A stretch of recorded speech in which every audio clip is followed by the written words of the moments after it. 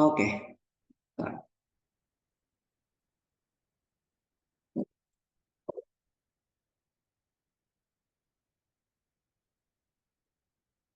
Nah, oke, jadi kita bahas soal UTS yang 2000 ini. Oh, quantum. Soal UTS yang 2022. Nah, jadi di UTS 2022 ini ada beberapa soal. Ada 5 ya. Yang pertama itu tentang osilasi, yang kedua tentang fluida, yang ketiga tentang termodinamika, keempat tentang elastisitas, sama yang kelima itu kesetimbangan metode.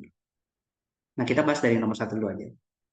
Nah, kalau yang nomor satu ini, suatu balok bermasa 16 kg diikatkan pada pegas ideal. Oke, jadi kita punya sistem pegas dan balok, gitu ya. Nah, terus diketahui adalah masa masa baloknya 16 kg dan juga satu lagi konstanta pegasnya itu 64 Newton per meter. Nah, sekarang si baloknya itu diberi simpangan sejauh 10 cm dari kesetimbangan di X sama dengan 0 dan bergerak osilasi harmonik. Nah, dan baloknya itu mulai bergerak ketika T-nya sama dengan 0. Oke, tentukan frekuensi sudut osilasi dari baloknya. Nah, jadi buat menentukan frekuensi sudut dari osilasi suatu sistem balok yang diikatkan ke pegas gitu ya, itu kita tinggal pakai persamaannya aja, persamaan omega dari balok. Nah, aku copy dulu soalnya. Oke, ini. Nah, untuk sistem pegas pegas balok gitu ya, pegas balok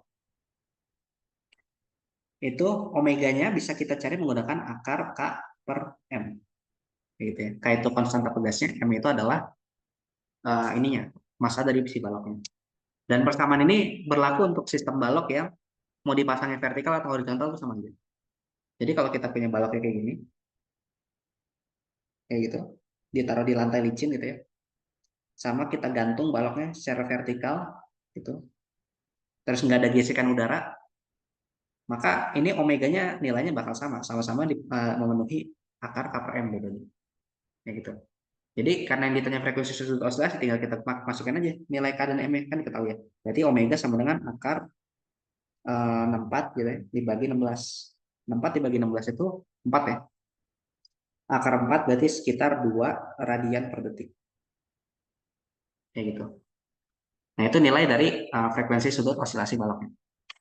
Oke, jadi asalkan kalian ingat apa bentuk frekuensi sudut osilasi dari balok maupun bandul gitu ya. Dan nanti kita starting pointnya dari situ aja. Tinggal dimasukin rumusnya apa. Oke.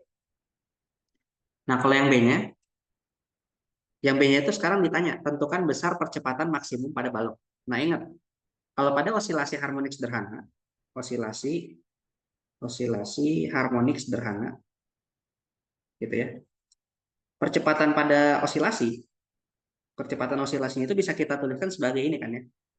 A sebagai sama dengan minus omega kuadrat dikali X. Jadi percepatan osilasi harmonik sederhana itu berbanding lurus dengan ininya. Berbanding lurus dengan simpangannya. X ini adalah simpangan. Gitu ya. Nah, kan yang ditanya itu adalah berapa percepatan sudut osilasi balok yang nilainya maksimum. Nah, percepatan sudut ini, bukan percepatan sudut, percepatan osilasi ini, nilainya bakal maksimum kalau misalkan nilai X-nya juga maksimum. Kalau A-nya maksimum, maka X-nya juga maksimum. Nah, X maksimum itu kan sama aja kayak amplitudo. Amplitudo sistemnya. Amplitudo dari osilasinya. Nah, amplitudo osilasi itu bisa kita cari dari mana? Nah, dari soal ini kan si pegasnya itu pada awalnya dia disimpangkan sejauh 10 cm dari keadaan kesetimbangan. Oke. Maka simpangan 10 cm ini dari keadaan kesetimbangan itu adalah amplitudonya. Nah, ini sama dengan amplitudonya. Kenapa 10 cm itu jadi amplitudo? Pertanyaan. Ya karena yang namanya pegas itu pas kita tarik terus kita lepas kan nanti dia bergerak osilasi. Dia itu gerak osilasinya nggak bisa melebihi simpangan yang kita kasih. Kita tarik dia sejauh 10 cm, maka nanti dia bolak-balik ya udah ke kanan 10 cm, ke kiri 10 cm juga. Nggak bisa kita tarik 10 cm pas kita lepas, oh kanan kirinya itu adalah 20 cm. Jadi ke kanannya bisa nambah sampai 20 cm, ke kirinya bisa nambah sampai 20 cm. Itu nggak bisa. Nah, jadi Kalau kita kasih simpangan awalnya itu adalah 10 cm di sini, maka 10 cm ini nanti yang juga bakal jadi amplitudonya atau simpangan terjauhnya. Kayak gitu. Nah, kalau kayak gitu, berarti sekarang kita punya bahwa si percepatan maksimum dari sistem ini adalah minus omega kuadrat dikali amplitudo. Nah, tadi kan amplitudo apa omeganya kita udah cari ya, yaitu 2 radian per detik. Sementara amplitudonya itu adalah 10 cm. Kita konversi dulu ke dalam apa sih namanya? Meter gitu berarti jadi 0,1 meter. Berarti kita dapat percepatan maksimumnya itu adalah minus 2 kuadrat dikali 0,1. 2 kuadrat itu kan 4 ya. 4 kali 0,1 itu adalah 0,4. Berarti minus 0,4 meter per second kuadrat. Nah, tapi hati-hati di sini. Di sini kan ada tanda minusnya. Ada tanda minusnya. Nah, ini tanda minusnya itu kita hilangkan. Kenapa kita hilangkan? Karena yang ditanya itu di soalnya adalah ini. Yang ditanya di soalnya itu adalah besar percepatan maksimum dari balok. Besarnya aja. Nah, kalau yang ditanya itu adalah besar percepatannya, maka tanda minus itu nggak ngaruh. Jadi ini kita mutlakin. Oke. Kita mutlakin. Jadi yang kita ambil adalah nilai mutlaknya yaitu 0,4 meter per second kuadrat. Gitu. Nah, ini adalah besar dari si percepatannya atau magnitudo dari vektornya. Kayak gitu. Jadi tanda minusnya nggak dimasukin. Kecuali kalau pertanyaannya berapa percepatan maksimum. Kalau ditanya berapa percepatan maksimum, maka tanda minusnya ini masuk. Gitu ya. Karena kalau yang ditanya adalah percepatan maksimum, berarti itu dia masih dalam bentuk vektor, bukan dalam bentuk skalar. Tapi kalau besar percepatan maksimum itu dalam bentuk skalar. Makanya kita mutlakin nggak ada plus minus lagi. Kayak gitu. Oke? Sampai sini ada pertanyaan dulu? Bentar ya. Aku kan 4. Oke. Kalau nggak ada pertanyaan kita lanjut dulu ya. Nah, terus kalau yang C-nya, jika simpangan balok dituliskan dalam bentuk ini ya, dituliskan dalam bentuk apa sih namanya? X sebagai fungsi T, A dikali kosinus omega T, kayak gitu. X sebagai fungsi T, terus dikali A kosinus omega T. Berarti sekarang udah dikasih fix, dia fungsi simpangannya itu adalah fungsi kosinus. Kalau udah dikasih fix, fungsi simpangannya itu adalah fungsi kosinus, maka ya mau nggak mau kita harus gunakan fungsi tadi. Nah kan fungsi simpangan itu adalah X sama dengan A kosinus omega T ditambah sama theta 0. Theta 0 itu ada yang kita sebut dengan namanya fasa awal. Gitu ya. Jadi yang menentukan ketika bendanya baru bergerak di T sama dengan 0, posisinya itu lagi di mana, kayak gitu kan ya. Nah, tadi kan di soal kita tahu ketika T sama dengan 0, pegasnya itu dikasih simpangan sebesar 10 cm. Artinya, ketika T sama dengan 0, maka X-nya itu sama dengan 10 cm. Kayak gitu. Dari sini nanti kita bisa cari fasa awalnya berapa. Ya tinggal kita masukin aja X-nya, T-nya ini, X-nya ini. Gitu. Terus tadi kan kita udah tahu juga bahwa si amplitudonya itu juga sama dengan 10 cm. Berarti 10 cm sama dengan 10 cm dikali cos omeganya tadi udah kita cari adalah 2 gitu ya. 2 dikali 0 gitu kan. 2 dikali 0 ditambah sama sudut fasa awalnya, theta 0. Nah, dari sini kita dapat bahwa cos dari theta 0-nya dia nilainya sama dengan 1 kan. Nah, cos berapa yang menghasilkan tetanya itu sama dengan 1 kira-kira? Kelipatan dari pi kan ya. Cos 0 terus cos 1 cos 0 terus cos pi, cos 2 pi kayak gitu. Cos 0, cos 2 pi, cos 4 pi, kelipatan dari 2 pi gitu ya. Tapi kita ambil aja sudut yang paling rendah. Berarti ntar kita dapat fase awalnya theta 0-nya itu adalah sama dengan 0 derajat atau 0 radian gitu ya. Nah, kalau theta 0-nya adalah 0 radian, nanti kita dapat fungsi akhir dari si osilasinya, xt-nya itu adalah 10 cm cos 2t ditambah 0 kayak gitu. Atau ya cos 2t aja. Nah, ini adalah fungsi simpangan dari si graf osilasi balok yang ditempel ke pegas tadi. Kayak gitu kurang lebih. Oke. Ada pertanyaan dulu sampai sini? Nggak ada. Belum. Oke, kita lanjut dulu ya. Nah, kalau belum kita ke nomor 2 sekarang. Kok salah, bukan cut, harusnya copy aja. copy, paste. Nah ya. Nah yang nomor dua, ini sekarang kita masuknya ke kasus fluida. Jadi kita punya suatu fluida di dalam tangki air gitu ya, yang mana tangki airnya itu terbuka atasnya. Oke, terus kita kasih nama, ini bagian paling atas itu titik A, ini ada pipa kecil yang kita kasih nama titik B, sama pipa yang gede titik C, sama pipa kecil lagi titik D. Kayak gitu. Nah, di sini dikasih tahu kalau tinggi tangkinya itu adalah H, gitu. Tinggi tinggi air tangkinya. Nah, terus lubang yang di titik B ini dia berbentuk lingkaran dengan jari-jari. Kita kasih nama RB gitu ya. RB-nya adalah 2 cm. Kayak gitu. Nah, terus untuk yang bagian C-nya, yang pipa di bagian C-nya ini dia bentuknya lingkaran juga, tapi jari-jarinya RC-nya adalah 4 cm. Kayak gitu ya. 4 cm. Nah, terus bagian D-nya yang ujungnya, yang keran di ujungnya ini dia juga adalah lingkaran gitu pipanya dengan jari-jari 2 cm. Jadi sama kayak si B. Kayak gitu ya. Nah, di sini terus ditanya, saat katup D dalam keadaan tertutup, tentukan besar tekanan air di bagian B dan C. Nah, jadi kalau misalkan katup D-nya itu tertutup, kalau D-nya tertutup gitu ya, berarti kan airnya nggak bisa ngalir kan ya. D apa ujung ujung lubangnya itu kita tutup, airnya nggak kesumpel, nggak bisa ngalir. Kalau misalkan airnya nggak bisa ngalir, maka kasusnya itu adalah fluidanya statik. Fluidanya statik. Nah, kalau fluidanya statik, maka konsep yang kita gunakan untuk menyelesaikan soal ini itu adalah ada dua, yaitu tentang tekanan hidrostatik, sama satu lagi prinsip Pascal. Prinsip Pascal. Nah, prinsip Pascal gimana? Prinsip Pascal itu kan bilang bahwa tekanan hidrostatik dari suatu fluida, kalau misalkan dia kedalamannya sama, maka nilai tekanannya sama juga. Di sini kan ditanya berapa tekanan di B dan di C gitu ya. Tekanan di B ya tekanan di B dan di PB sama PC-nya berapa?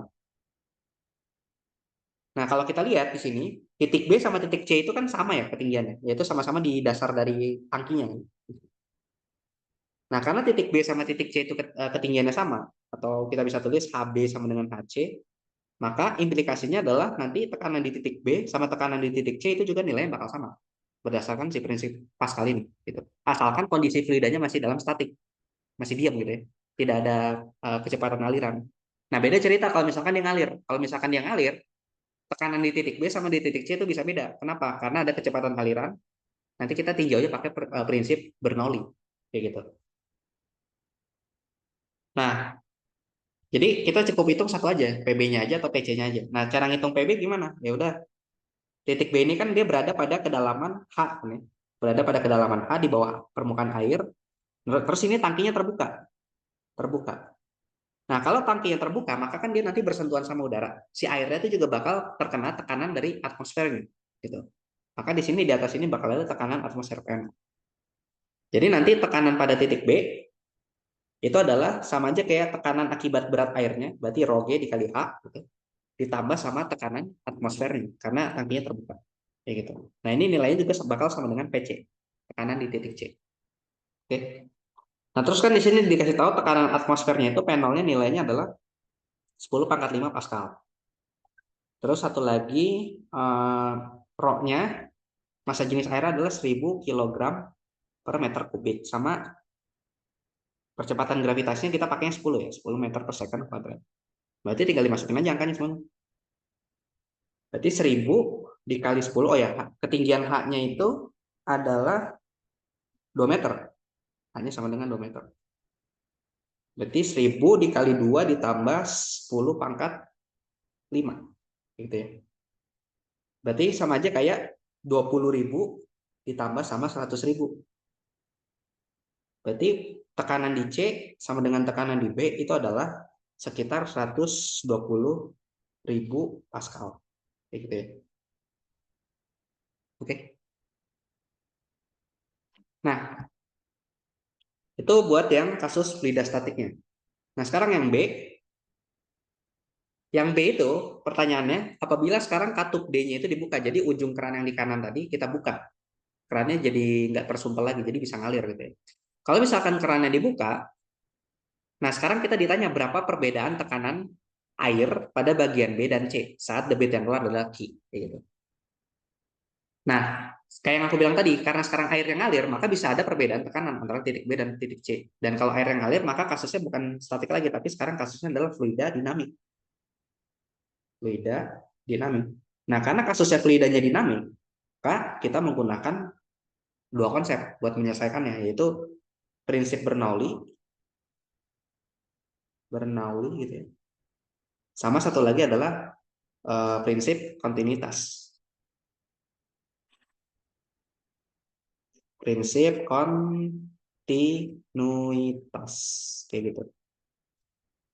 Nah, prinsip Bernoulli itu gimana? Tekanan di titik awal ditambah sama setengah rho dikali kecepatan air di titik bukan air, kecepatan fluida di titik awal ditambah sama rho G dikali ketinggian titik awal. Itu nilainya sama dengan tekanan di titik akhir ditambah setengah rho dikali kecepatan fluida di titik akhir ditambah rho G dikali ketinggian fluida di titik akhirnya. Nah gitu. Ini persamaan satu. Sementara kalau persamaan kontinuitas, gitu ya, kalau kontinuitas maka kita bisa tulis debit awal sama dengan debit akhir. Nah, debit awal itu bisa kita nyatakan apa? Dalam apa? Nah, debit itu kan bisa dinyatakan dalam luas penampang dari aliran airnya atau aliran fluidanya dikali dengan kecepatan fluida. Gitu. Berarti ini bisa kita nyatakan AI dikali VI sama dengan AF dikali VF. Kayak gitu. Nah, sekarang tinggal kita tentuin titik awal sama titik akhirnya di mana. Nah, itu bebas buat nentuin. Kita kan pengen nyari tekanan antara titik A dan B. Sorry, B dan C. Titik B dan C. Ya udah berarti titik apa tekanan titik awal sama titik akhirnya kita set di B dan di C aja. Gitu. Jadi sekarang untuk persamaan Bernoullinya kalau kita tinjau antara B dan C, kita bisa tulis tekanan di B ditambah setengah rho VB kuadrat ditambah rho G AB itu nilainya sama dengan tekanan di C ditambah setengah rho VC kuadrat ditambah rho G AC. Kayak gitu ya. Nah, kalau kita lihat di gambar, antara titik B sama titik C itu kan ketinggiannya sama ya. Karena dia sejajar, satu garis horizontal gitu. Kayak gini. Karena sejajar kayak gini, maka kita bisa bilang bahwa HB itu sama dengan HC. Ketinggiannya sama. Kayak gitu. Tapi kecepatannya nggak sama. Kenapa? Karena meskipun ketinggiannya sama, dia luas penampang dari alirannya itu berbeda. Jadi nanti bakal ada perbedaan tekanan dan juga perbedaan kecepatan dari prinsip kontinuitasnya. Kayak gitu. Nah, kita bisa cari berarti hubungan antara kecepatan di titik A sama di titik apa sih namanya? Sama di titik B sama di titik C. Berarti kalau pakai kontinuitas, luas dari penampang A dikali kecepatan di titik A sama dengan luas dari penampang C dikali kecepatan di titik C. Oh A ya, harusnya B, sorry. Yang kita tinggalkan B dan C. Kayak gini. Nah, tadi kan dikasih tahu bahwa si penampangnya itu bentuknya adalah lingkaran. Berarti luasnya ini bisa kita nyatakan sebagai luas lingkaran juga. Maka V dikali RB kuadrat kali VB sama dengan Pi dikali RC kuadrat dikali VC. Nah, Pi-nya bisa kita coret. Pi-nya coret. Jadi nanti dapat kecepatan di titik C itu adalah sama dengan ini. Kecepatan di titik C itu atau ya kecepatan di titik C itu adalah RB kuadrat dibagi RC kuadrat dikali VB. Kayak gini. Nah, ini persamaan 4. Kayak gitu. Nah, habis itu persamaan 4 kita masukin lagi ke persamaan 3. Persamaan 4 kita masukin lagi ke persamaan 3. Sama jangan lupa tadi bahwa ketinggian titik B sama titik C itu nilainya sama. HB sama dengan HC. Jadi nanti persamaan 3-nya itu berubah. Berubahnya jadi gimana? Jadi kayak gini. PA ditambah setengah kok PA sih? PB ya. PB ditambah setengah rho VB kuadrat ditambah rho dikali G dikali HB gitu ya. Sama dengan PC ditambah setengah rho. Nah, tapi VC-nya kita ganti jadi ini. Berarti jadinya RB per RC kuadrat-kuadrat dikali VB kuadrat kayak gitu. Ditambah rho dikali G. Nah, HC-nya diganti jadi HB juga. Karena kan HC sama dengan HB. Oke. Karena HC sama dengan HB bisa kita ganti jadi kayak gini. Berarti nanti Bisa kita coret, ya nggak? Si suku HC dan HB-nya itu. Ini kita coret, seret, gitu. Nah, jadi nanti endingnya kita bakal dapat selisih tekanannya PB dikurangin PC itu sama dengan setengah rho RB kuadrat dibagi RC kuadrat dikali VB kuadrat dikurangin setengah rho PB kuadrat. Nah, ini persamaan 5. Oke. Nah, tapi kita belum selesai. Belum tahu PB dikurangin PC-nya berapa karena VB-nya kita belum dapat. Kita kan nggak tahu kecepatan aliran di titik B gimana. Kayak gitu. Nah, karena kita nggak tahu kecepatan aliran di titik B-nya itu berapa, maka kita cari tahu dulu dengan cara kita tinjau sekarang titik yang uh, kita tahu, yang bisa kita cari tahu kecepatannya. Nanti kalau kita udah dapat titik di titik tadi kecepatan yang berapa, tinggal kita bandingin menggunakan prinsip kontinuitas saja. Kayak gitu. Nah, berarti yang kemungkinan bisa kita ketahui kecepatannya berapa itu adalah titik A di sini sama titik D di ujung sini. Kenapa A dan D yang bisa kita tahu kecepatannya berapa?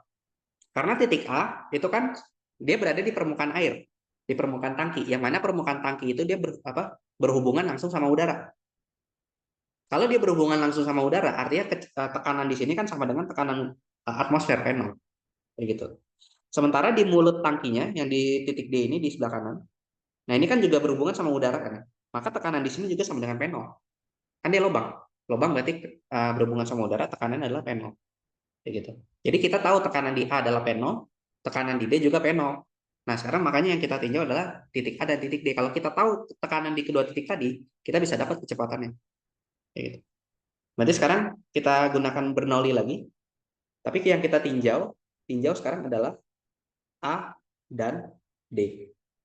Berarti PA tambah setengah rho VA kuadrat ditambah rho GHA sama dengan PB ditambah setengah rho VB kuadrat PD harusnya D ditambah sama rho dikali G dikali HD gitu. Nah, ini persamaan. Nah, sekarang kita tinggal harus nentuin HA. HA itu kan ketinggian titik A.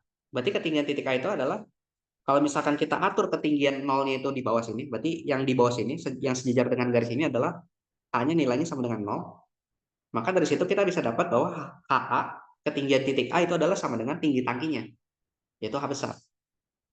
Sementara ketinggian titik D, HD, itu bisa kita tulis adalah sama dengan 0. Ya karena pada garis yang sama gitu ya. Dengan ketinggian H sama dengan 0 yang kita buat. Kayak gitu. Nah, nanti persamaannya jadi lebih sederhana. Jadi tinggal, oh ya tadi kan PA sama dengan PD itu sama dengan tekanan atmosfer ya, P0. Karena sama-sama dua-duanya berkontakan dengan udara. Jadi persamaan 6 ini bisa berubah jadi P0 ditambah setengah rho VA kuadrat ditambah rho dikali G dikali H besar sama dengan P0 ditambah setengah rho VD kuadrat ditambah 0. Kayak gini. Nah, ini persamaan 7. Nah, ini kan P0 bisa dicoret ya. P0 bisa coret. Jadi nanti persamaan 7-nya jadi lebih sederhana lagi. Yaitu tinggal sisa setengah rho VA kuadrat ditambah rho dikali G dikali H sama dengan setengah rho VD kuadrat. Nah, ini persamaan 7. Kayak gitu. Nah, terus sama. Sekarang kita terapkan prinsip kontinuitas lagi karena titik A dan titik D itu kan luas penampangnya beda. Kalau titik A itu kan berada pada permukaan dari si tangkinya kan. Sementara titik D itu berada pada si ujung kerannya. Di sini luas permukaan tangkinya diketahui adalah sebesar 2 meter persegi. Nah, berarti itu AA-nya. Luas dari A sekitar 2 meter persegi. Kayak gitu. Sementara kalau titik D yang diketahui itu bukan luasnya tapi jari-jarinya. Berarti harus kita nyatakan dalam wujud jari-jari luas lingkaran. Berarti AD adalah Pi dikali RD kuadrat. Kayak gitu. Nah, berarti kalau kita gabung, kita masukin ke kontinuitasnya. Kontinuitas antara titik A dan D. Kita bisa dapat AA dikali VA gitu ya. Luas dari penampang A dikali kecepatannya sama dengan AD luas dari penampang D dikali PD. Gitu ya. Atau dari sini kita bisa dapat VA itu adalah AD. Nah, AD-nya itu tadi kan V dikali RP dikali RD kuadrat. Berarti P dikali RD kuadrat dibagi AA dikali VD. Kayak gini. Nah, ini persamaan 8. Nah, persamaan 8 kita substitusi lagi ke persamaan 7. Persamaan 8 kita substitusi lagi ke persamaan 7. Nanti kita dapat nanti kita dapat VD-nya itu sama dengan berapa? Itu dari setengah rho dikali pi RD kuadrat dibagi AA dikali VD dikuadratin lagi, ditambah rho dikali G dikali H sama dengan setengah rho VD kuadrat. Kayak gitu. Nah, ini rho-nya bisa dicoret semua kan ya? Ini rho-nya coret. Kayak gitu. Terus apa lagi? 2-nya coret. Tapi ini jadi dikali 2. Berarti ntar kalau kita sederhanain, ini jadi pi kuadrat R pangkat 4 dibagi AA kuadrat dikali VD kuadrat ditambah 2GH besar sama dengan VD kuadrat. Kayak gitu. Nah, jadi nanti kita dapat VD kuadrat gitu ya. VD kuadratnya itu nilainya sama dengan ini. 2GH dibagi sama 1 dikurangin pi kuadrat RD kuadrat dibagi AA kuadrat. Nah, maka VD-nya adalah, ya tinggal diakar aja kan. Nah, ini VD. Nah, ini kecepatan di titik D. Nah, ini persamaan 9. Oke. Nah, kalau kita udah dapat kecepatan di titik D, nah sekarang kita bisa dapat nih tekanan di titik B sama titik C selisihnya gimana? Ya udah, sekarang kita bandingin aja kecepatan di titik D dengan kecepatan di titik B gimana? Nah, kan di sini antara titik B dan titik D, dia jari-jarinya sama kan ya? Titik B itu jari-jarinya adalah 2 cm. Sementara titik D jari-jarinya adalah 2 cm. Kalau jari-jarinya sama, ketinggiannya juga sama, maka nanti nilai kecepatannya pun bakal sama. Jadi dari prinsip kontinuitas, maka kan debit B sama dengan debit D gitu ya. Luas B dikali kecepatan B sama dengan luas D dikali kecepatan D. Tapi kan karena jari-jarinya sama antara B dan D, gitu ya, maka luasnya juga bakal sama. Berarti AB sama dengan AD. Nah, kalau sama dengan berarti bisa coret kan? Kalau dicoret berarti kita dapat bahwa VB itu sama dengan VD. Ya gitu. Samaan 10. Jadi nanti kita bisa langsung substitusi aja nih. Bisa langsung salah. Bisa langsung substitusi nilai VD-nya ke dalam persamaan 5. Nah, kan persamaan 5 tuh yang ini. Kita substitusi aja nilai VD-nya ke sini. VD-nya kita masukin ke persamaan ini. Jadi nanti kita dapat PB dikurangin PC kayak gitu sama dengan setengah rho gitu ya. RB kuadrat dibagi RC kuadrat dikali VB. VB-nya tapi tadi ini ya, VB-nya itu adalah ini yang panjang. Berarti kita bikin ini kuadrat-kuadrat VB kuadrat, berarti ini kita kuadratin berarti 2GH 1 min pi RD kuadrat dibagi AA kuadrat. Oh, pi-nya kuadrat juga ya. Kayak gini. Dikurangin setengah dikali rho dikali ini 2GH per 1 min pi kuadrat RD kuadrat dibagi AA kuadrat. Kayak gitu. Nah, tinggal dimasukin angkanya semuanya. Kan tadi RB-nya kita udah tahu nilainya. RB-nya 2 cm. Terus RC-nya 4 cm. Terus H-nya tadi 1,5 apa 2 ya? Ya, pokoknya hanya sekian. Terus RD-nya juga 2 cm. Terus G-nya 10. Rho-nya 1000. Nah, nanti kalian masukin aja semuanya ke sini. Angka-angkanya. Nanti dapat nilai selisih PB dikurangin PC itu berapa. Kayak gitu kurang lebih. Oke. Sampai sini ada pertanyaan lu?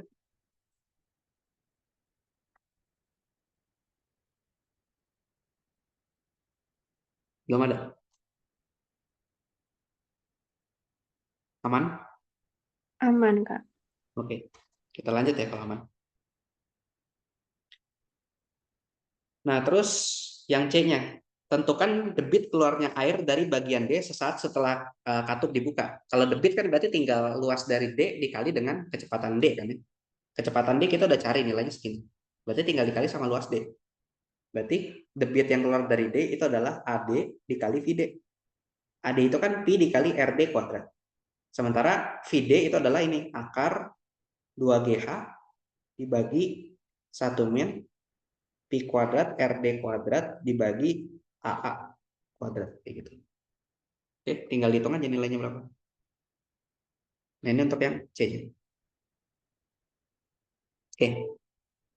Masih simpel ya soalnya berarti yang di bagian fluida. Sekarang kita lanjut lagi ke nomor selanjutnya. Nah, nomor selanjutnya itu yang nomor 3, ini adalah kasus tentang termodinamika. Ya. Sementara kalau yang nomor 4 itu kasus tentang elastisitas. Jadi kalau yang di nomor 3-nya itu, yang di nomor 3 ini, kita dikasih sistem suatu bejana gitu ya. Bejana tertutup dengan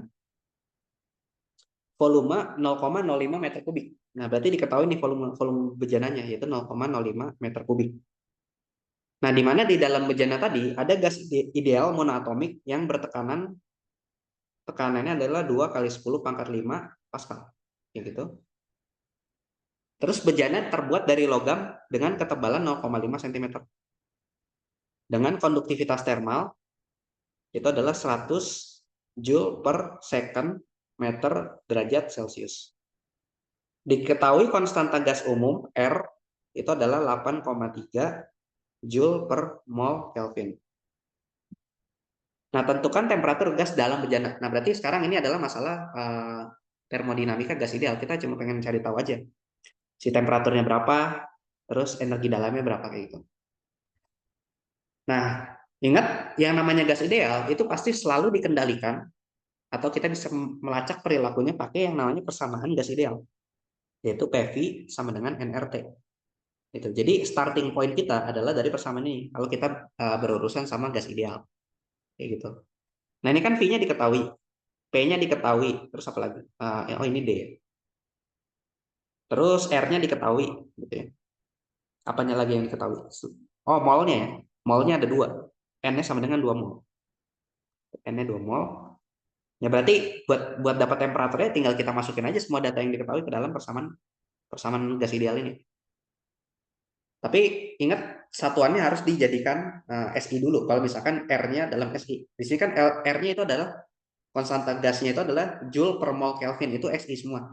Maka volume, tekanan dan juga variabel-variabel lain harus dalam SI juga. Tapi ini udah SI sih, jadi tinggal masukin aja. Sorry. Berarti temperaturnya bisa kita tuliskan dalam PV dibagi NR. Gitu. P-nya itu adalah 2 kali 10 pangkat 5. 2 kali 10 pangkat 5. V-nya itu adalah 0,05, berarti 5 kali 10 pangkat min 2 gitu ya. N-nya adalah 2, R-nya adalah 8,3. Nah, berarti ini harus dihitung pakai kalkulator. Oke. Ini kan 2 dicoret. Terus 5 dibagi 8,3. Berapa tuh? 5 dibagi 8,3. 5 dibagi 8,3. Ya, berarti sekitar 0,62. Berarti 0,602 dikali 10 pangkat 3. Atau kalau 10 pangkat 3 ini masukin berarti jadi sekitar 602 Kelvin. Kayak gitu. Nah, ini temperatur dari si gasnya. Sekitar 602 Kelvin. Oke. Nah, terus yang B-nya sekarang ditanya, tentukan besar energi dalam dari gas. Nah, ingat, energi dalam dari gas ideal itu bisa kita cari pakai kalor yang terjadi kalor yang digunakan untuk memanaskan gas ideal tadi pada kondisi volume tetap. Jadi ide kuncinya adalah perubahan energi dalam itu berbanding lurus dengan kalor pada volume tetap, CV dt. Ya. Nah, terus kalor pada volume tetap itu dipengaruhi oleh suatu konstanta yang kita sebut namanya kapasitas kalor, CV. Kapasitas kalor pada volume tetap. Nah, pada gas ideal nilai dari CV itu bisa kita cari pakai CV sama dengan F/2 dikali R. Gitu. Yang mana F ini kita sebut dengan namanya derajat kebebasan. Derajat kebebasan. Nah, derajat kebebasan itu ditentukan oleh si gasnya itu molekulnya ada berapa atom. Kayak misalkan kan ada gas ideal monoatomik, artinya satu molekul gasnya cuma ada satu atom. Diatomik berarti ada dua atom, kayak misalkan O2, H2 gitu. Kalau monoatomik itu helium, argon, neon gitu ya. Kalau triatomik itu berarti di molekul gasnya itu ada tiga atom. Kayak contoh gas H2O, CO2 kayak gitu. Itu triatomik. Nah, makin banyak atomnya, itu nanti derajat kebebasannya makin makin bervariasi. Kayak gitu ya. Nah, kalau misalkan dia gas idealnya monoatomik, maka nilai derajat kebebasan itu adalah sama dengan 3. Nah, derajat kebebasan itu apa? Derajat kebebasan itu menunjukkan ada berapa banyak sih kemungkinan gerakan dari molekul yang bisa dilakukan. Kalau monoatomik kan dia cuma ada satu atom aja. Artinya gerakannya yang bisa dilakukan itu cuma geser-geser translasi aja. Jadi cuma bisa maju mundur di sumbu X, maju mundur di sumbu Y, naik turun gitu ya. Terus maju mundur di sumbu Z depan belakang. Jadi ada 3 kemungkinan sumbu di mana dia bisa maju mundur. Makanya derajat kebebasannya sama dengan 3. Gitu. Kalau misalkan diatomik itu kan berarti ada 2 atom. Nah, 2 atom itu nanti ngebentuk kayak dumbbell gitu. Jadi bakal ada satu titik rotasinya. Nah, karena dia ngebentuk dumbbell kayak gitu, dia bisa muter. Bisa muter kayak pulpen ini, bisa muter secara jarum jam ini kan ya, atau kayak gini, bisa. Atau misalkan muternya secara horizontal kayak gini, kayak gitu. Nah, jadi karena dia atomik itu bisa muter, tapi dia juga bisa geser-geser, maka derajat kebebasannya jadi 5 sekarang. 5 itu adalah 3 dari translasi ditambah sama 2 dari rotasi. Kayak gitu. Sementara kan di soal ini kita dikasihnya gasnya itu adalah bentuknya monoatomik ya. Di sini kan sebuah bejana tertutup berisi 2 mol gas ideal monoatomik. Jadi gasnya cuma monoatomik aja. Artinya dia cuma bisa translasi, makanya kita ambil F-nya sama dengan 3. Kayak gitu. Kalau F-nya 3, maka CV-nya itu adalah 3/2 dikali R. Jadi nanti delta U-nya bisa kita ukur, oh ini ada N yang kurang, sorry. Delta U-nya atau energi dalamnya bisa kita ukur dari kalor pada volume tetap, yaitu pakai 3/2 NR delta T. Kayak gitu. Atau berbanding lurus dengan U sama dengan 3/2 NRT. Kayak gitu. Nah, jadi 3/2 NRT itu cuma bisa dipakai untuk gas ideal monoatomik. Gitu ya. Kalau misalkan dia diatomik itu kan derajat kebebasannya 5. Nah, kalau derajat kebebasannya 5, maka ya U-nya sama dengan 5/2 NRT. Gitu. Nah, ini adalah energi dalam untuk gas ideal diatomik. Gitu. Jadi hati-hati sama derajat kebebasannya. Nah, tadi kan temperaturnya kita udah ngukur ya. Temperaturnya itu nilainya sekitar 602 Kelvin. Oke. Atau PV dibagi NR gitu. Ya udah berarti energi dalamnya itu kan adalah 3/2 NRT. Itu nilai sama dengan 3/2 PV. Berarti 3/2 P-nya tadi kan berapa? Tekanannya itu 2 kali 10 pangkat 5. 2 kali 10 pangkat 5. V-nya volumenya adalah 0,05 atau 5 kali 10 pangkat 2. Berarti bisa kita coret kan ya? 2-nya coret. 10 pangkat 5 sama 10 pangkat 2 jadinya 10 pangkat 3 dikali 15. Berarti 15 kali 10 pangkat 3 Joule. Atau 15.000 Joule dia energi dalam si gasnya. Kayak gitu kurang lebih. Oke? Sampai sini ada pertanyaan lu nggak? Nggak ada. Oke, sip. Kalau belum ada kita lanjut lagi. Bentar, wait.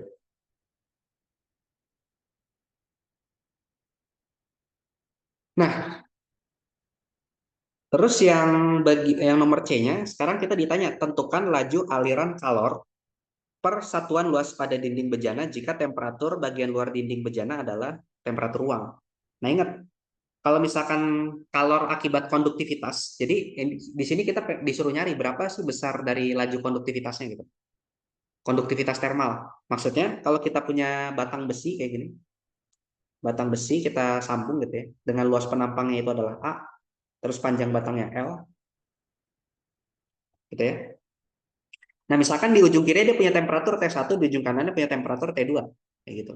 Nah, kita bisa nyari konduktivitasnya kan ya. Konduktivitas itu adalah seberapa cepat sih si kalor dari kiri. Oh iya, misalkan T1-nya itu lebih besar daripada T2. Nanti kan suatu saat temperatur di kiri sama di kanan tuh bakal jadi sama. Yang di kiri tuh bakal jadi lebih dingin, yang di kanan naik sampai dia setimbang.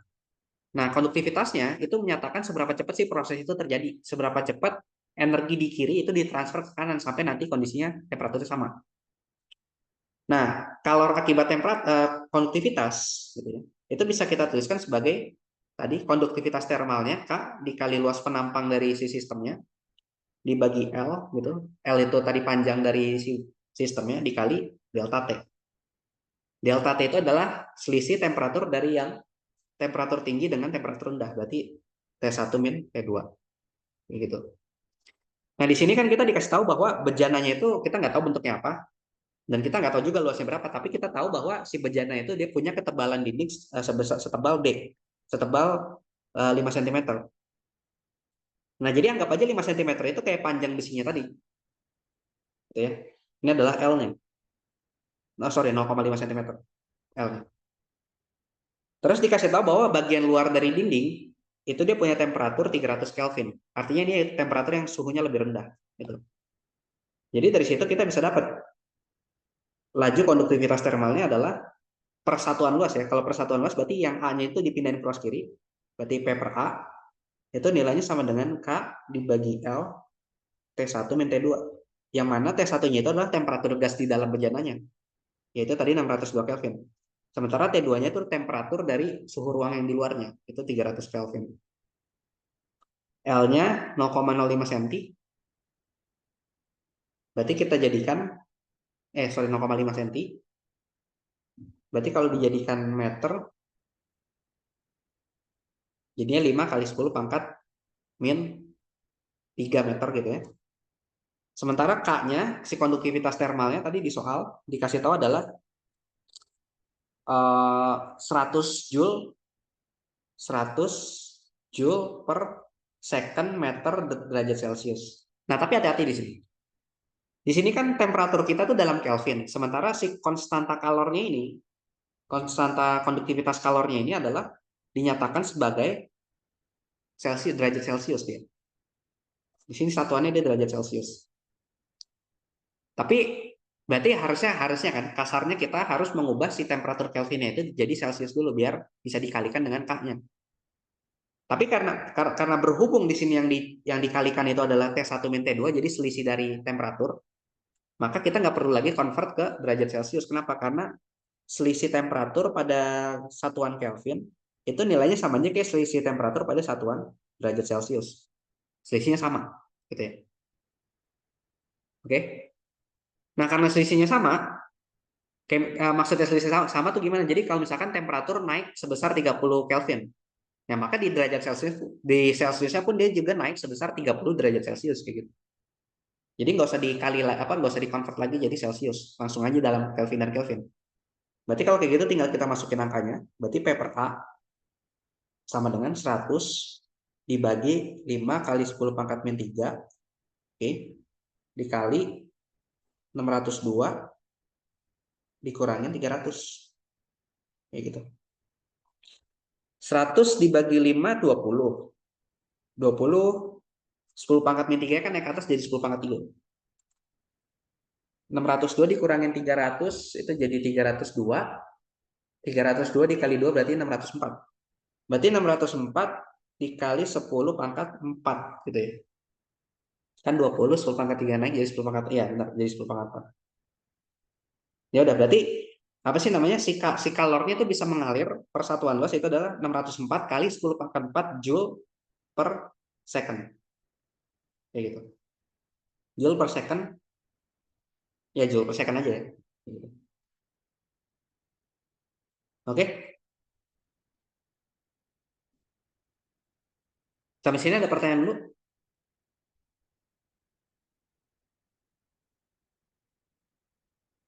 Oh sorry, Joule per second meter persegi. Karena ini kan Joule apa, satuan aliran energi itu adalah Joule per second. Oke. Sementara A itu adalah satuannya meter persegi, berarti harusnya Joule per second meter persegi. Kayak gitu. Nah, itu satuan.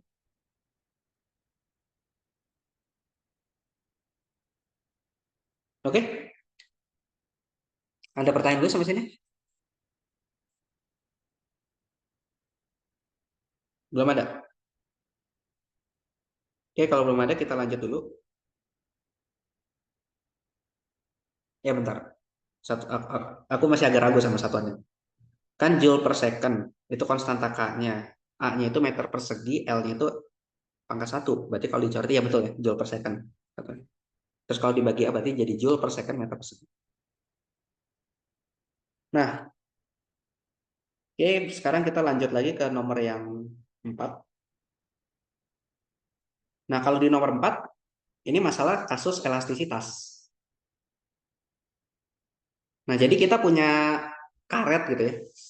Awalnya itu karetnya dia lurus dalam posisi horizontal mendatar gitu. Dengan panjangnya itu adalah L0. Nah, terus pas banget di tengah-tengah karetnya, itu kita gantungin sama kunci. Sehingga nanti dia turun karetnya gitu kan ya. Berarti awalnya dia kayak gini, dengan panjang L0. Terus gara-gara digantungin kunci, dia jadi turun. Pas di tengah. Ya. Jadi turunnya itu adalah sejauh delta Y. Delta Y kayak gitu. Nah, di sini diketahui bahwa nilai L0-nya panjang awalnya itu 2 cm. Nah, terus dikasih tahu juga kalau misalkan tegangannya itu melebihi 8 kali 10 pangkat 8 Newton per meter persegi dan atau regangannya melebihi 2,0, karetnya itu bakal putus. Berarti ini adalah nilai regangan maksimum. Ini tegangan maksimum. Nah, ini regangan maksimum sebelum karetnya itu putus. Berarti sigma maxnya itu adalah 8 kali 10 pangkat 8 Newton per meter persegi. Sementara regangan maksnya itu adalah sekitar 2,0 kayak gitu. Oke. Nah, terus diketahui luas penampang dari karetnya itu adalah 8 kali 10 pangkat min 12 meter persegi. Nah, kita diminta gambarkan diagram gaya dan tuliskan persamaan hukum 2 Newton pada si kunci yang digantung. Nah, berarti gini aja. Anggap si kunci yang digantung itu adalah sebagai suatu beban gitu ya. Beban yang digantung. Jadi kalau kita gambar diagram gayanya, nanti diagramnya kayak gini. Nah, ini bebannya. Nah, beban ini kan dia punya massa ya. Karena bebannya punya massa, nanti dia bakal punya berat arahnya ke bawah. Jadi ini ada beratnya sebesar M dikali G. Kayak gitu. Nah, terus si karetnya itu nanti kan bakal tegang. Karena dia ditarik kan ya. Karena dia digantungin sama beban tadi. Karena dia bakal tegang, nanti di sini bakal ada gaya tegang tali atau T. T kayak gitu. Nah, ini diagram gayanya bekerja. Jadi cuma ada gaya-gaya ini aja. Di karet yang sebelah kiri ada gaya T, sebelah kanan ada gaya T, terus ke bawah itu apa sih namanya? Ada beban seberat mg. Nah, terus kalau misalkan si karetnya itu dia digantungnya pas di tengah, apa sih kuncinya itu digantungnya pas di tengah karet dan karet ini homogen, karetnya homogen, artinya elastisitasnya sama semua, distribusinya massa sama semua, jadi kayak seragam gitu ya. Bahan karetnya nggak ada beda-bedanya.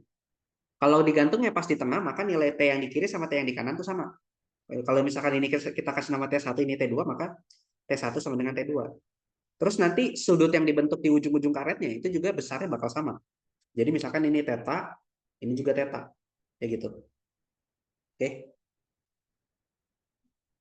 Nah, sekarang kita bisa tuliskan hukum kedua Newton. Caranya gimana? Kita uraikan dulu gaya-gayanya yang ada. Yang T1 ini bisa kita pecah. Jadi ada yang ke kiri. Kalau di sini theta, maka theta lagi itu di sini. Maka ini jadi T1 cos theta. Sementara yang ke atas ini jadi T1 sin theta. Kayak gitu. Nah, T2 juga sama. T2 bisa kita pecah, ada yang ke kanan. Kayak gini. Sama ada yang ke atas. Yang ke kanan itu kalau di sini theta, maka theta lagi adalah di sini. Yang ini jadi T2 cos theta, yang ke atas jadi T2 sin theta. Kayak gitu. Nah, sekarang kita tuliskan hukum Newtonnya dalam sumbu X dan sumbu Y. Berarti sigma Fx sama dengan massa baloknya dikali A. Yang kita lihat nih balok yang ini. Gitu ya. Hukum Newtonnya. Di sumbu X itu kan ke kanan ada T2 cos theta, ke kiri ada T1 cos theta, berarti T2, oh ini AX percepatan di sumbu X, T2 cos theta dikurangin T1 cos theta, itu nilainya sama dengan M dikali percepatan di sumbu X. Gitu. Nah terus kalau di sumbu Y-nya berarti sigma FY sama dengan M dikali AY. AY itu percepatan dia naik turun pada sumbu Y. Nah berarti kita anggap aja arah yang ke bawah itu positif. Kalau arah ke bawah positif, maka sigma F-nya jadi Mg dikurangin T1 sin theta dikurangin T2 sin theta sama dengan M AY. Gitu. Oke. Nah tapi kalau misalkan karet kita gantung, kunci kita gantung pada karet di tengah-tengah, nanti kan dia nggak bakal turun terus kan, tapi bakal ada titik di mana ya udah dia berhenti, diem, setimbang gitu.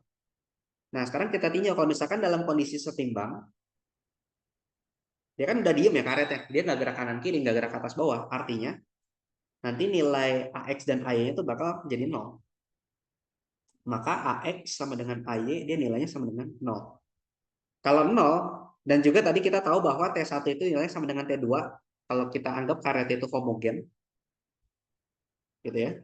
Maka nanti persamaan ini bakal berubah jadi kayak gini. T1 sama dengan T2 gitu ya. T1 cos theta gitu. T1 cos theta sama dengan T2 cos theta. Sama kalau dari persamaan yang ini nanti kita dapat Mg minus T1 sin theta, T sin theta gitu. T sin theta dikurangin T sin theta sama dengan 0 gitu ya. Karena AX-nya 0, AY-nya juga 0. Jadi nanti kita dapat 2 kali T sin theta sama dengan Mg. Nah ini persamaan hukum Newton. Ada 2. Kalau kita tinjau kondisinya setimbang. Oke. Ada pertanyaan dulu sampai sini? Belum ya? Oke, kalau belum ada, kita lanjut lagi. Bentar. Oh, oke. Nah, terus yang B-nya sekarang kita kan ketika karetnya itu digantungin kunci turun kan ya karetnya sejauh delta Y. Delta Y. Nah, kita diminta tanya delta Y-nya ini besarnya berapa? Gitu kan. Nah, kalau kayak gitu berarti kita tinggal tinjau eh, hukum elastisitasnya aja. Ketika si karetnya itu turun, gara-gara dia digantungin kunci tadi, dia kan bisa melar ya. Kalau melar berarti ntar panjangnya bertambah. Panjangnya bertambah, tapi di saat yang bersamaan juga apa sih namanya? Stresnya juga bertambah gara-gara digantungin sama si kunci tadi. Nah, akibatnya nanti kalau pada nilai stres tertentu atau strain tertentu dia bakal putus. Gitu ya. Tapi kita bisa asumsikan ketika selama proses dia melar tadi sampai ke titik di mana dia pengen putus, kita bisa asumsikan bahwa modulus Young itu nilai konstan, yaitu modulus Young nilainya sama dengan konstan. Yang mana modulus Young itu definisinya kan adalah stres dibagi sama strain. Kayak gitu ya. Oke. Nah, ini persamaan satu. Nah, sementara kita tahu stres itu kan didefinisikan sebagai F per A gitu ya. Gaya elastik yang bekerja dibagi satuan luas. Sementara strain itu adalah delta L dibagi panjang awal. Perubahan panjang dibagi panjang awal. Kayak gitu. Nah, ini kita simpan dulu. Nah, sekarang kita tinjau geometrinya. Si karet itu kan dia ngebentuk segitiga sama kaki kan. Si karetnya ngebentuk segitiga sama kaki karena dia ditariknya pas di tengah. Jadi ini sudutnya theta, ini sudutnya theta. Nah, yang bagian atas ini sisi horizontal itu sama aja kayak panjang awal karetnya, yaitu si L0. Sementara sisi miring dari si karetnya, yang kiri ini bisa kita kasih nama adalah R gitu ya. Yang kanan bisa kita kasih nama R. Yang mana R yang di kiri sama R yang di kanan itu panjangnya sama aja. Karena dia sama kaki. Gitu ya. Nah, delta Y itu adalah tengah-tengahnya. Nah, ini delta Y. Nah, kita bisa cari tahu bahwa delta L atau perubahan panjang dari bendanya, perubahan panjang dari karetnya itu adalah 2 kali R. Gitu. Kenapa 2 kali R? Karena gini, 2 kali R dikurangin sama L0. Oke. Kenapa 2 kali R dikurangin R0? Kan delta L itu adalah panjang akhir dikurangin panjang awal. Panjang awal dari karetnya itu adalah L0 ketika dia posisinya masih horizontal. Sementara panjang akhirnya ketika dia udah ngebentuk huruf V kayak gini, itu kan bagian kirinya panjangnya R, bagian kanannya panjangnya R, maka panjang total akhirnya adalah kita jumlahin jadi 2R gitu. Sementara kalau delta L-nya selisih apa? Perubahan panjangnya adalah panjang akhir dikurangi panjang awal, makanya 2R dikurangin L0 gitu. Ini panjang akhir. Sementara kalau L0 ini adalah panjang awal. Panjang awal. Kayak gitu ya. Nah, terus kita tinjau kondisi ketika dia pengen putus. Kalau pengen putus itu kan nilai strainnya itu sama dengan 2,0. Kayak gitu. Berarti kita masukin aja. Saat mau putus,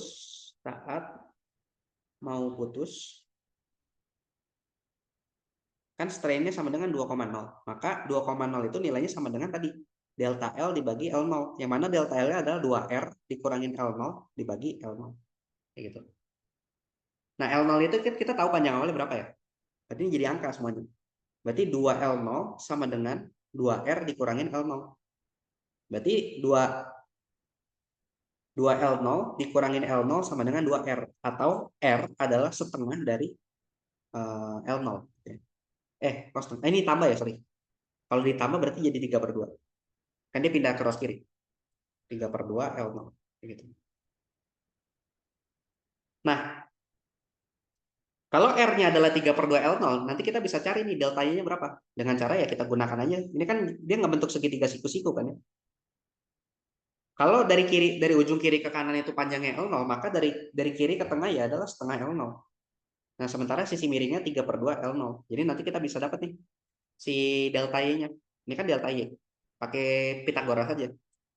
Ini nanti dapat kalau pakai Pitagoras delta Y kuadrat sama dengan 3/2 L0 kuadrat dikurangin sama setengah L0 kuadrat. Jadi nanti dapat delta Y-nya adalah 9/4 dikurangin 1/4.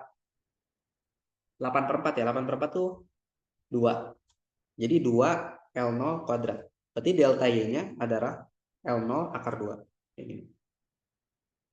Kayak gitu. Jadi konsep yang kita gunakan buat nyari delta Y-nya berapa itu adalah mainan geometri dari si sistemnya aja. Terus masukkan ke sini.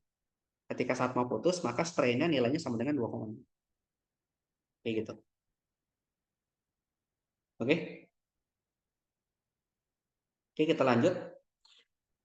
Nah, terus kalau yang C-nya, tentukan masa kunci maksimum yang dapat digantung pada karet. Nah, kita ditanya nih, berapa berat dari si masa berat dari karet kuncinya yang digantung itu berapa?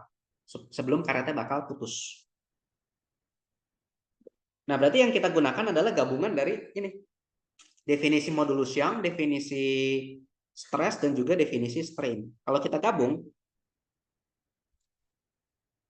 modulus Young maksimal sebelum si karetnya bakal putus itu adalah stres maksimal dibagi sama strain maksimal kan ya. Nah, stres maksimalnya itu kan sebelum dia putus besarnya adalah sekitar 8 kali 10 pangkat 8.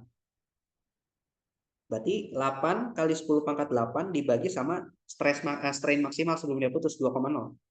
Berarti jadinya 4 kali 10 pangkat 8 Newton per meter persegi. Nah, ini modulus Young-nya. Yang mana modulus Young ini nilainya kita anggap kan tadi konstan semua. Jadi berapapun nilai stres dan strainnya dia bakal selalu segitu. Gitu ya. Nah, sementara modulus Young itu dia juga didefinisikan sebagai ini kan ya. Sigmanya itu kan tadi F per A. Gitu. Sementara stresnya itu adalah strainnya itu adalah delta L per L0. Kayak gitu kan. Nah, berarti sekarang tinggal kita bikin F sama dengan E dikali A dibagi L0 dikali delta L. Kayak gitu. Nah, tadi kan kita udah dapat R-nya itu adalah 3/2 L0. Dan delta L itu perubahan panjang itu adalah 2R dikurangin L0. Berarti dari sini delta L adalah 2 dikali 3/2 L0 dikurangin L0. Atau sekitar 2 L0. Gitu ya, delta L. Berarti ini bakal jadi lebih sederhana. Jadi E dikali A dibagi L0 dikali 2 L0. Jadi F-nya itu bakal sama dengan, ini coret, Berarti 2 kali E dikali A. Kayak gitu. Nah, ini kita simpan dulu. Ini persamaan A lah ya, misalkan. Nah, sekarang kita harus cari tahu dulu. F itu kan adalah gaya yang menyebabkan si karetnya itu bisa elastik sifatnya. Gaya elastik. Gaya yang menahan karetnya ketika dia melar supaya bisa balik lagi. Gitu. Gaya pemulih biasanya. Nah, di sini yang jadi gaya pemulih itu siapa? Nah, yang jadi gaya pemulih di sistem ini dan nggak bukan adalah si tegang kalinya. Tegangan dari karetnya. Jadi tegangan dari karet itu adalah gaya pemulih yang menyebabkan kalau karetnya kita lepas, itu bakal ngejepret. Karena dia mengembalikan tegangannya. Dia dia dia mengembalikan nilai nilai dari tegangannya.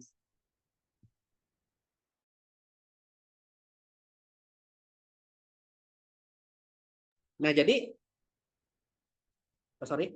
Nah, jadi apa sih namanya? Kita bisa cari nilai F-nya ini pakai tegang kali T-nya aja. Tadi kan tegang kali T-nya kita udah definisikan nilainya berapa? Ini ya, 2T sin theta sama dengan M kali G. Berarti karena F-nya sama dengan T, yang mana 2T sin theta nilainya adalah M kali G, maka dari sini dapat T-nya itu adalah M kali G dibagi 2 sin theta. Oke, nah, ini persamaan B. Nah, tapi tadi kan tetanya kita belum dapat ya berapa? Nah, kita bisa cari tetanya pakai segitiga yang tadi udah kita buat aja. Nah, tadi kan kita udah dapat kalau misalkan sisi miringnya itu 3/2 L0, terus yang bagian alasnya ini adalah setengah L0. Nah, ini tetanya. Terus tadi delta Y-nya kita udah dapat nilai berapa? Delta Y-nya itu kita udah dapat nilainya, wait, oh ya, L0 akar 2 ya. L0 akar 2. Nah, sin theta itu kan adalah depan dibagi miring. Depannya L0 akar 2, miringnya 3/2 L0. Maka sin tetanya itu adalah L0 akar 2 dibagi 3/2 L0. Kayak gitu. Nah, L0-nya kan coret ya. L0-nya coret. Berarti sin tetanya nilainya sekitar 2/3 akar 2. Kayak gitu. Oke? 2/3 akar 2. Nah, berarti T kita dapat tegang kalinya itu adalah Mg dibagi 2 dikali 2/3 akar 2. Atau 3 Mg dibagi 4 akar 2. Nah, ini T-nya. Nah, tadi kan T-nya itu adalah gaya pemulihnya kan ya, yang bekerja sebagai untuk memulihkan si karetnya ketika dia ngejepret. Berarti sekarang persamaan yang C-nya kita masukin ke A. C-nya kita masukin ke A. Berarti nanti dapat 3 Mg dibagi 4 akar 2 sama dengan 2 dikali E dikali luasnya. Nah, yang ditanyakan M-nya nih. Berarti dari sini dapat nih M-nya. Dari sini kita dapat M itu sama dengan 8 akar 2 E dikali A dibagi 3M dibagi 3G gitu ya. Nah, tinggal dimasukin aja angkanya 8 akar 2. E-nya tadi kita udah hitung itu 4 kali 10 pangkat 8. Terus A-nya luas penampangnya itu luas penampangnya 8 kali 10 pangkat min 12. 8 kali 10 pangkat min 12 dibagi sama 3 kali 10. Berarti jadi berapa tuh? Ya, tinggal hitung aja lah ya angkanya. Gitu. Tapi ntar ini satuannya dalam kilogram. Karena tadi kita udah convert si delta Y-nya, G-nya, E-nya, dan juga A-nya dalam satuan SI semua. Berarti nanti ya M-nya juga dalam satuan SI, dalam kilogram. Kayak gitu. Oke? Ada pertanyaan dulu sampai sini? Nggak ada, Kak. Aman ya? Oke. Oke, kalau aman, kita ke soal terakhir berarti sekarang. Wait.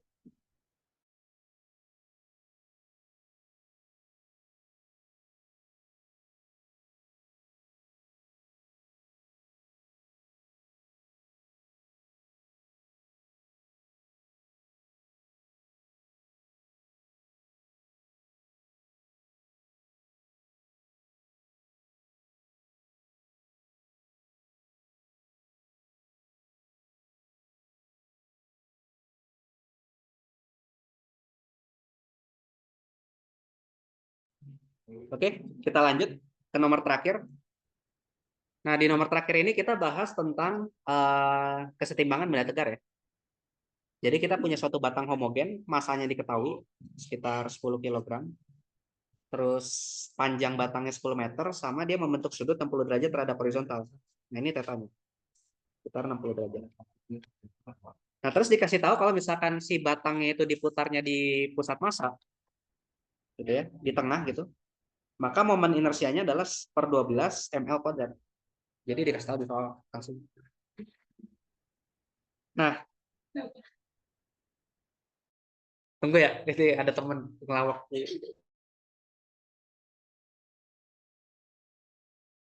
Sorry, sorry. Oke, oke kita lanjut.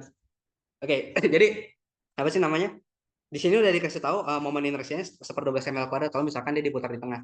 Kalau misalkan belum dikasih tahu ya mau nggak mau diapalin ya. Berarti kalau diputarnya di tengah batangnya seper 12 ml kuadrat. Kalau ternyata dia diputarnya di ujung misal di sini gitu ya. Momen inersianya itu jadi sekitar sepertiga ml kuadrat. Gitu. Jadi bergantung dari dia nanti diputarnya di mana, terhadap siapa sumbu putarnya. Gitu. Nah, terus gambarkan diagram gaya pada batang ketika dalam keadaan setimbang. Berarti ya tinggal kita gambar aja diagram gayanya kayak gimana. Nah, kalau kita gambar, ini kan ada dua tali ya, di ujung kiri sama di ujung kanan. Ini T1 gitu ya ke atas, ini T2. Nah, terus ingat batang ini kan dia bukan benda titik. Karena dia diketahui panjangnya. Biasanya kalau di soalnya diketahui panjangnya atau dimensinya kayak panjang kali lebar atau jari-jari dan lain-lainnya, kita nggak bisa nganggap sistemnya itu benda titik. Jadi nggak boleh nggak gambar beratnya itu sembarangan. Harus digambar dari si pusat masanya. Nah, karena ini batangnya homogen, batangnya merupakan batang homogen, maka pusat masanya itu pasti di tengah dari batangnya. Gitu. Jadi ntar kita gambar gaya beratnya itu dari tengah. Nah, arahnya ke bawah kayak gini vektor mg. Oke. Nah, ini diagram gayanya cuma gini aja. Lagi ngajar. Nah, terus oke. Nah, terus di sini kita kan ditanya berapa tegangan tali sama yang di kiri sama kanan gitu. Ketika batangnya dalam keadaan setimbang. Nah, kalau dalam keadaan setimbang, di sini yang harus kita cek adalah ini kesetimbangannya bukan kesetimbangan benda titik, tapi benda tegar. Nah, karena benda tegar, berarti yang kita tinjau itu bukan cuma sigma F-nya aja sama dengan 0. Tapi kita harus cek juga sigma torsinya, nilainya sama dengan 0. Ya gitu ya. Sigma torsinya nilainya sama dengan 0. Nah, udah, berarti sekarang tinggal kita itu aja. Di sini kan gayanya cuma ada pada sumbu ya. Berarti pada sigma F sama dengan 0-nya kita dapat T1 plus T2 nilainya sama dengan Mg gitu aja. Nah, ini persamaan satu. Sementara kalau sigma torsi sama dengan 0, maka kita harus tentukan dulu dia torsinya terhadap siapa sumbu itunya, sumbu rotasinya. Nah, di sini kan ada banyak ya, ada T1, ada T2, ada Mg. Kalau misalkan dalam kasus setimbang atau sigma torsinya sama dengan 0, maka kita bebas nentuin sumbu rotasinya mau di mana, mau di sini boleh, mau di pusat massa boleh, mau di ujung kiri boleh. Kayak gitu. Kayak contoh misalkan aku tentuin sumbu rotasinya itu ada di pusat massa. Nah, kalau sumbu rotasi ada di pusat massa, maka lengan gayanya aku gambarnya dari pusat massa itu untuk T1 ke kiri kayak gini. Nah, ini lengan gayanya, R1. Terus untuk T2 berarti ke kanan kayak gini. Nah, ini R2.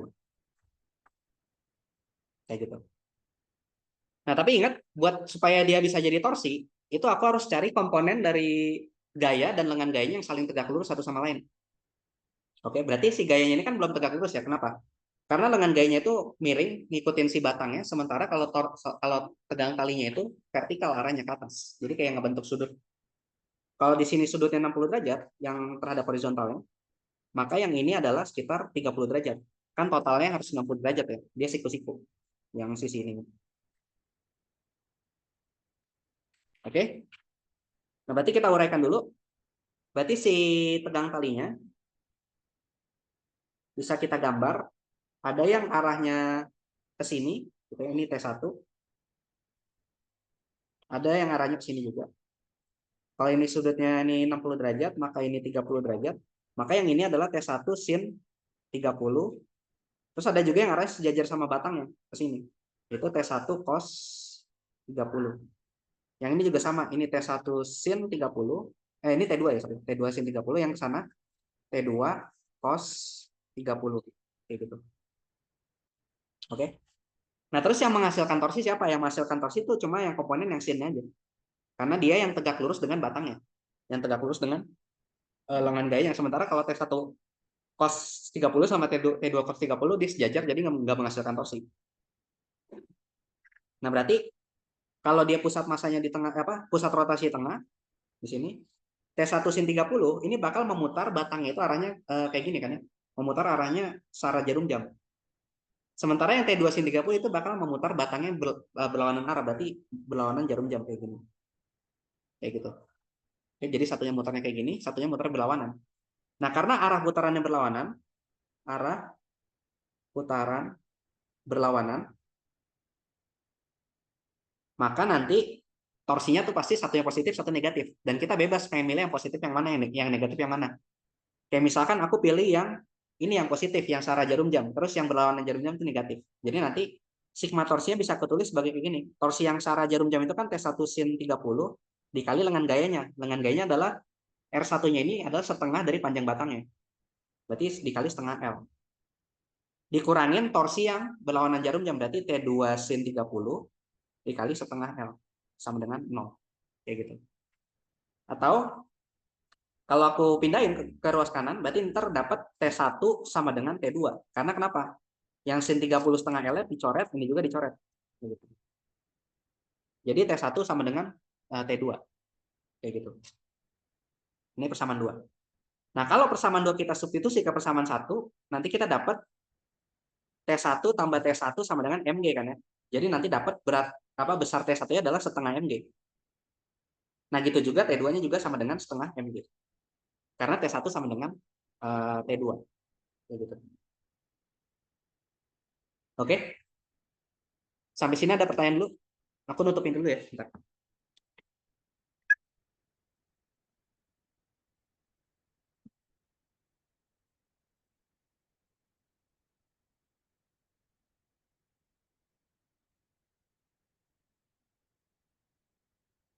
Oke?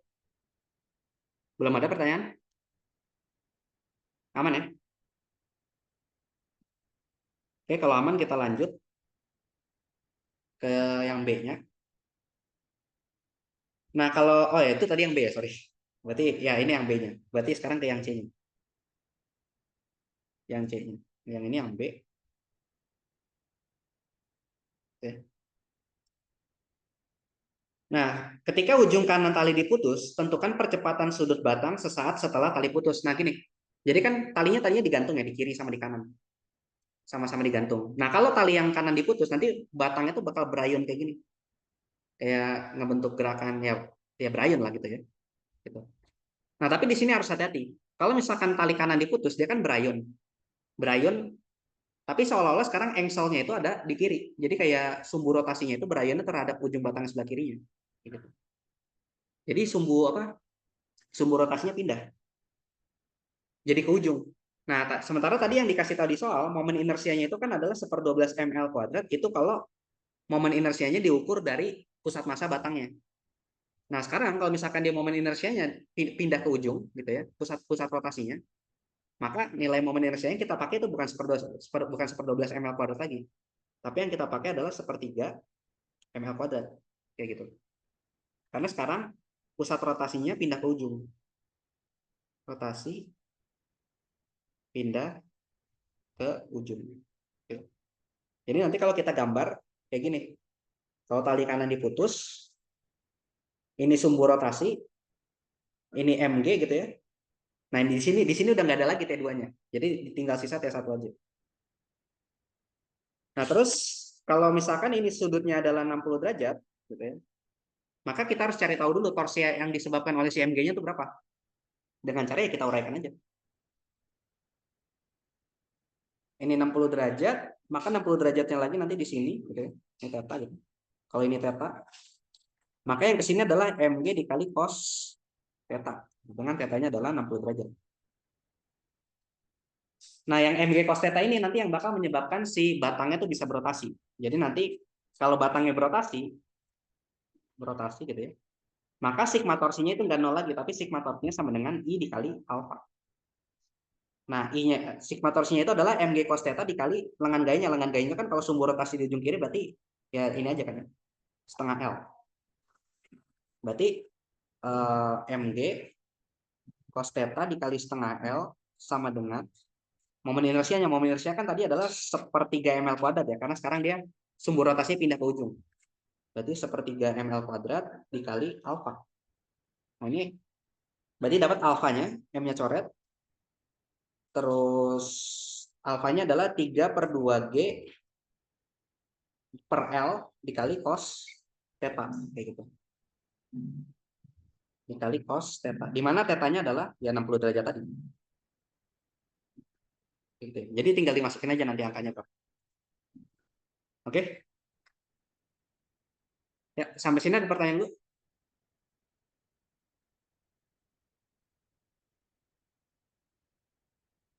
Kak, kalau Ya. itu yang 1/3-nya tuh gimana? Dari 1/12 bisa 1/3? Kenapa dari 1/12 bisa jadi 1/3 ml kuadrat?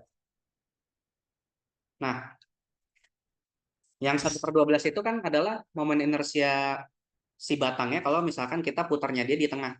Kayak misalkan batang nih, kamu punya batang nih. Anggap aja pensil gitu, itu kan jadi batang gitu ya.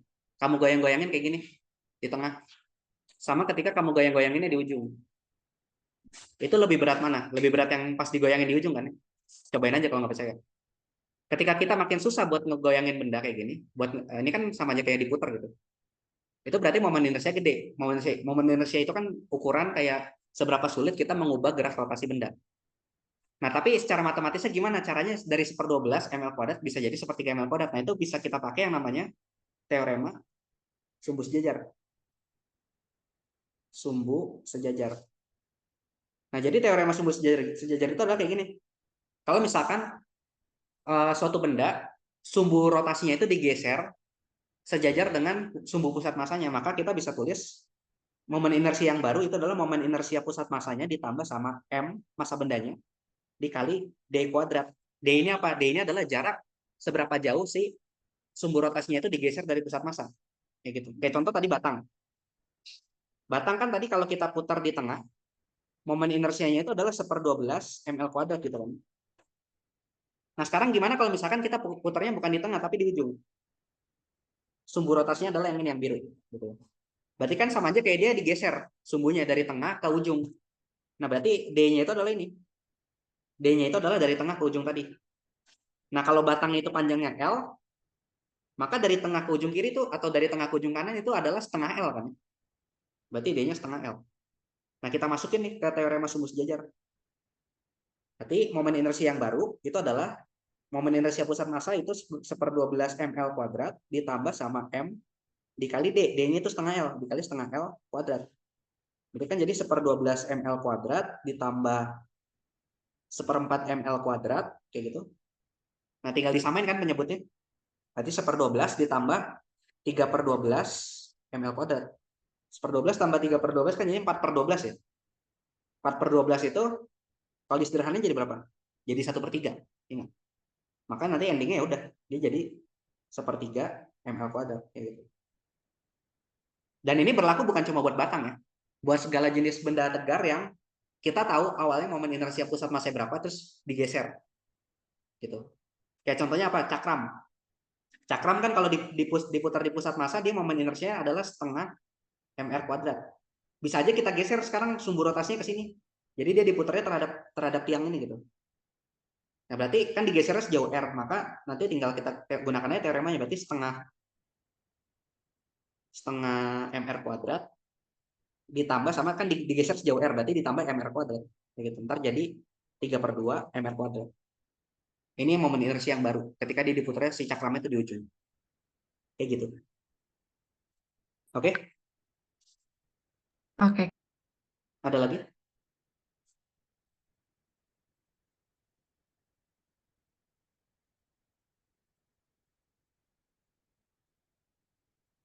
Daman ya?